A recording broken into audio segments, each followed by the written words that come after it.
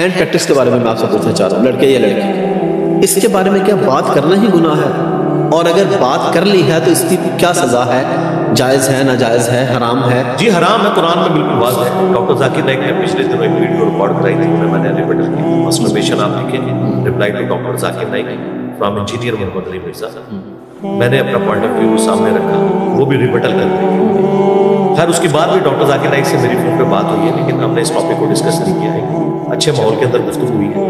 وہ ایک اپنا پوائنٹ آف ویو رکھتے ہیں، ہم نے اپنا پوائنٹ آف ویو قرآن و سنت کی روشنی میں پیش کیا، انہوں نے علماء کے اقوال کی روشنی، اور وہ بھی اقوال انہوں نے ون سائیڈ پیش کیا۔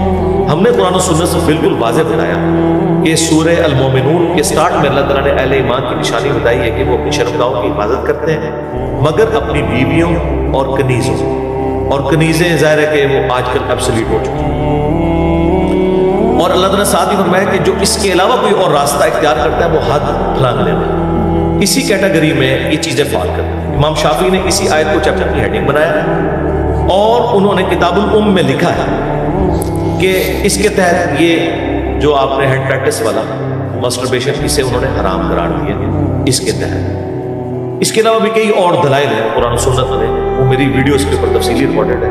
نٹ شیل میں یعنی سمپل یہ ہے کہ یہ حرام ہے۔ اسلام نے اس کا الٹرنیٹو یہ بتایا ہے، بخاری مسلم حدیث ہے، اے نوجوانوں کے گروہ، تم میں جس میں استطاعت ہے وہ نکاح کرے۔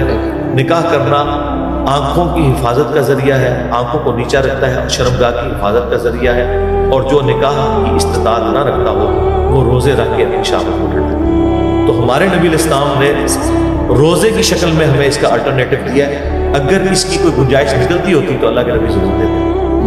دیکھیں میوزک میں دف کی گنجائش نکلتی تھی تو دی، ٹھیک ہے نا، جہاں گنجائش نکلتی